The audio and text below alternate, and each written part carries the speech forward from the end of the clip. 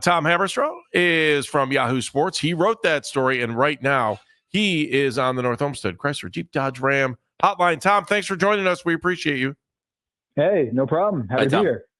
All right. First of all, let's LeBron James 3.0 is an interesting thought around here in Northeast Ohio, especially with the core four that we have right now, and to obviously get LeBron to come back here for a third time would mean breaking up that core four. So just as you put, your fingers on the pulse of the story when you went to go write it, what were your thoughts as you wrote the story? Well, there's a couple things going on here which we have to discuss. Is that the core four has been pretty disappointing in the postseason the last 2 years. Some of that just performance-based, just not meeting expectations, but also injuries. Is that you can't tell one story without the other. Mm-hmm. And I think that Cleveland certainly wants to win a championship without LeBron. It would be an amazing story, go from the number one seed last season, kind of put everything together this upcoming season and win the big one. But they seem very far away from that given how the Indiana series went and how the previous season went. So starting from that place where they have this kind of this hurdle that they just can't seem to overcome. That last regular season, I was saying this was maybe the best Cleveland team ever, maybe even better than the 2016 team based on their point differential, their record, and how they were killing people in the regular season. But then you see this storyline, this soap opera that's happening out in LA, where the Lakers still have not announced LeBron James's return. It's very bizarre that they have basically sat out this offseason. They let Dorian Finney-Smith walk to Houston, a rival that they're trying to beat in the Western Conference. And then they sit out on all the centers except for DeAndre Ayton, who was just waived by the Blazers. And is that your championship roster right now? Because they don't really have many moves left. And so I think LeBron James might have gotten wind of this, that the Lakers and Rob Pelinka might not have been going all in while he's in his age 40 season, turning 41 in December. And I started in my head trying to figure out what is the move behind the move. And to me, given how horrible the Eastern Conference is right now, and that was the gist of the story, was LeBron should have his eyes on going back east, because how bad the East has gotten since the playoffs started, and also how good the West is. I just think that LeBron James, for winning a championship, he's much better off going east. And right now, Cleveland is the best team in the East, and also a team that might be hungry to add a player who's second team All-NBA last year and has already won a championship in Cleveland. It might be the missing piece.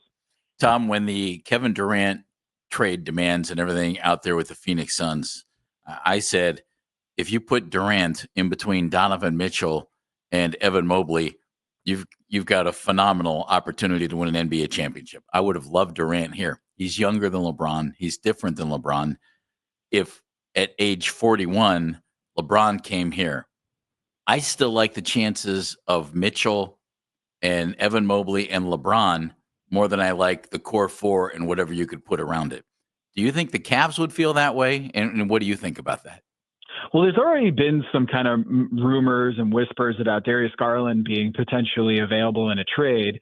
You hear that about a lot of stars in the league, and certainly with one that is dealing with this turf toe injury that required surgery, and he's probably going to be, questionable to begin the season healthy. And if you watch Desmond Bane go through the same injury a couple of years ago, the first year coming back from an injury like this is not pleasant.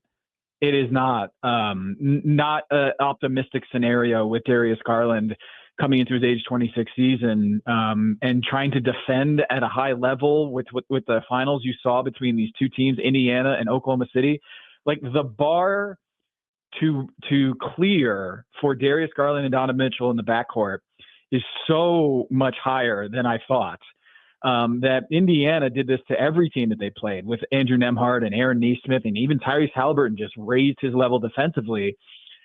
I think that Cleveland is looking at Darius Garland and Donovan Mitchell and seeing the fact that they're owing them about $300 million going forward over the next few seasons, and thinking, can they really compete on a two-way level with the best teams in the NBA? And I think the 4-team trade that I proposed in this article, which involves Utah acquiring Darius Garland, I think it makes sense from the standpoint that Darius Garland and Donovan Mitchell are not elite two-way players. And to win a championship, you need as many of those guys as you can. And LeBron is one of those guys, as we've clearly seen over the years. He takes it up a notch in the postseason and becomes an all-world defender. Even at age 40, I think he's able to flip that switch. I think for the Cleveland Cavaliers, it takes a real gut check, real looking in the mirror to identify the weaknesses on this roster. And I think what Channing Frye said, and I mentioned it in the piece, Channing Frye said there's no bully on this Cleveland Cavaliers team. And in order to have a bully, they have to do some roster changes. And I think LeBron is that bully that they could be seeking, someone like Kevin Durant that you can go to and they just tilt the game in their favor in the postseason. And I think they'd really lack that on this roster. Tom, I thought you said something really interesting right out of the gate about winning without LeBron in Cleveland. And, we've talked about that before, that in some ways it feels like that is that's the bar that the front office and ownership in particular in Cleveland wants. And to try to be able to do that, it seems like they came close. What would it mean, and how difficult of a decision is it, for Dan Gilbert to say, okay, we got to go back to LeBron the third time here? Yeah, I can understand that is the goal, is to prove that we don't need LeBron, that we're bigger than LeBron, that we can do this without LeBron. I just think that the Lakers felt the same way. Is like, we don't need LeBron, but it would be great to have him to chase a championship, and they did just that. I think other teams, Pat Riley included, feel like, I don't need LeBron, but if we can get him, he's LeBron James. He might be the greatest player of all time. And so put your personal grievances aside, or personal biases aside, and the chip on your shoulder that you want to do this without LeBron. The two other teams that won a championship with him, they felt the same way, probably. Like, Kobe Bryant is a god in Lakerland, and they decided, the Lakers did, let's bring in LeBron. And I think the same thing in Miami is with Dwayne Wade. They all put their egos aside and they said, if we have a chance to bring in LeBron James and be the face of the franchise, so be it. So I think all these teams that have been able to play with LeBron over the last 20 years, I think they all faced a similar choice, and we all know how it ended in championships. Tom Haberstroh joining us from Yahoo Sports. Tom, the idea, and you've thrown it out, we've talked about it as well, the core four with the two smaller guards, that's tough. If the Cavs, let's just say they roll it back next year, as they've said they're going to, but what are they going to say at that point? If they roll it back and it doesn't work, you can't do it again after next season, can you? I mean, you've got to, I would think enough is enough, and you got to change it up a little bit, do you not? Yeah, and especially with the repeater tax and the tax implications of keeping them together. I think if you're clearly not in that top tier and fighting at the very end to make it to the championship, I think you have to break it up. And look, we've seen 2 years of this, and yes, there have been injuries that have given the front office and the coaching staffs and the players an excuse, like, hey, we didn't have all our guys, and the other teams did. But I would also posit that even when they were healthy, like when they were actually getting, 2, 3, 4 of their guys on the floor, it still wasn't maximizing their potential.